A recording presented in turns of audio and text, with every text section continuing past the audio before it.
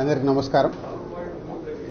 Telangana film development corporation చైర్మన్గా ఈరోజు నేను ఛార్జ్ తీసుకోవడం, ఈ అవకాశం ఇచ్చిన ముఖ్యమంత్రి శ్రీ రేవంత్ రెడ్డి గారికి, అలాగే ఫిలిం మినిస్టర్ కోమటిరెడ్డి వెంకటరెడ్డి గారికి, వారిద్దరి నమ్మకం ఈ ఎఫ్డిసి ఇటు ఫిలిం ఇండస్ట్రీకి, ఇటు తెలంగాణకి, ఇటు గవర్నమెంట్కి మధ్యలో డెవలప్ చేయాల్సిన అవసరం ఎంతైనా ఉంది.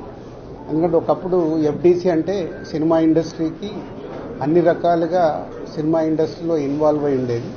సో మళ్ళీ ఆ పూర్వ వైభవం ఎఫ్డిసికి తీసుకురావాలనేది సీఎం రేవంత్ రెడ్డి గారి ఆలోచన.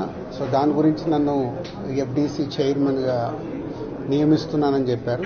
సో 100% సీఎం రేవంత్ రెడ్డి గారి విజన్కి ఈ ఫిలిం ఇండస్ట్రీని గవర్నమెంట్ మధ్యలో తెలంగాణలో ఫిలిం ఇండస్ట్రీని ఇంకా గ్రోత్ చేయాలి.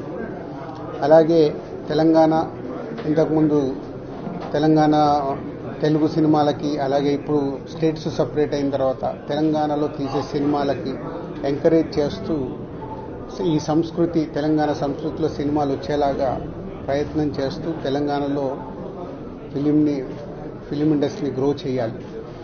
అలాగే తెలుగు ఫిలిం ఇండస్ట్రీ ఇప్పుడు హైదరాబాద్లో మద్రాసు నుంచి హైదరాబాద్ వచ్చినప్పటి నుంచి ఎంతో తెలుగు ఫిలిం ఇండస్ట్రీ గ్రో అయింది. ఆ గ్రోత్ ఇంకా పెరిగేలాగా ఇండియన్ ఫిలిం ఇండస్ట్రీని కూడా హైదరాబాద్లో ఎన్నో షూటింగ్లు జరుగుతున్నాయి ఆల్ లాంగ్వేజెస్లో, అది ఇంకా గ్రోత్ అయ్యేలాగా ఈ ఫిలిం ఇండస్ట్రీకి హైదరాబాద్ బేస్డ్గా ఇండియన్ ఫిలిమ్స్ గ్రో అయ్యేలాగా చేయాలి. ఇలాంటి ఎన్నో ఆలోచనలతో సీఎం రేవంత్ రెడ్డి గారు ఈ ఎఫ్డిసి చైర్మన్గా నన్ను నియమించారు.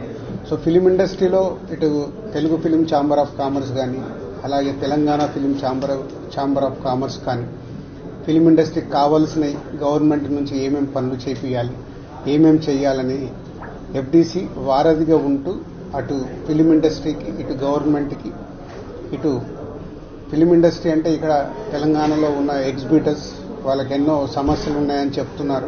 సో గవర్నమెంట్తో మాట్లాడాలి, సాల్వ్ చేయాలి. అలాగే ప్రొడ్యూసర్స్ ఎప్పుడు హైదరాబాద్లో షూటింగ్ జరుగుతున్నప్పుడు మాకు సింగిల్ విండో షూటింగ్లు జరిగేలాగా ఇమ్మీడియట్లీ పర్మిషన్స్ వచ్చేలాగా ఎప్పుడు మాకు ఛాంబర్లో డిస్కషన్ జరుగుతాయి. ఈ ఆల్రెడీ వాళ్ళు అడిగిన ఈ పాయింట్స్ అన్ని ఇమ్మీడియట్గా గవర్నమెంట్ దృష్టికి తీసుకెళ్లి అన్నిటినీ స్మూత్ చేసి అందరికీ ఈ ఎఫ్డిసి అటు ఫిలిం ఇండస్ట్రీకి, ఇటు గవర్నమెంట్ మధ్యలో తెలంగాణలో గ్రో చేయడానికి ప్రయత్నం చేస్తాం.